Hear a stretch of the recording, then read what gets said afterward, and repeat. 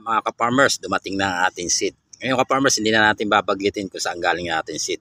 Tulad nito mga farmers, pipili lang tayo ng ating rootstock. Ito yung robusta, makita nyo sa aking video, pagkakaiba ng dahon. At ito ang rootstock nating excelsa.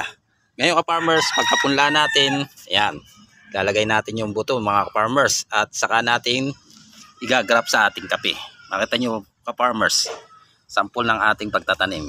Kumbaga kahit anong layo ng ating pinanggalingan ng seed, ating maililipat agad dito sa ating rootstock. Sakaling tubo na ang ating seed mga farmers, ganito agad mangyayari. Ito makita nyo mga farmers. Halos ganyan, atin agad igagrap. Makita nyo sa aking video.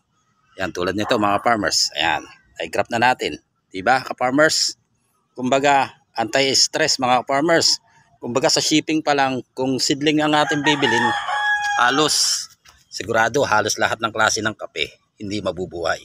Sa simpleng paraan mga farmers, malaki ang maimiminus natin tulad ng ating gamit na rootstock, robusta at excelsa. Ayan mga farmers sipin nyo ka-farmers gaano kalaki ang mamiminus natin kung tayo na ang magtatanim ng sarili nating kape sa pamamagitan ng ating rootstock. Ayan, makita nyo sa aking video. Ganito mangyayari mga farmers sa ating kape.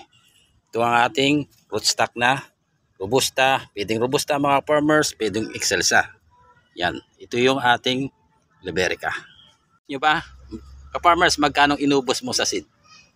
Halos mababa lang, di ba? Ka-farmers. Sa seedling mga farmers, isipin nyo, ang minimum na pagtatanim ng ating kape, halos sa 1 hectares, 1,000 ang minimum mga farmers ng pagtatanim natin ng ating seedling gaya nito. Baga ka-farmers, makakaminos tayo sa pamamaraan ng ating pagtatanim ng kape gaya ng ating pag-grab.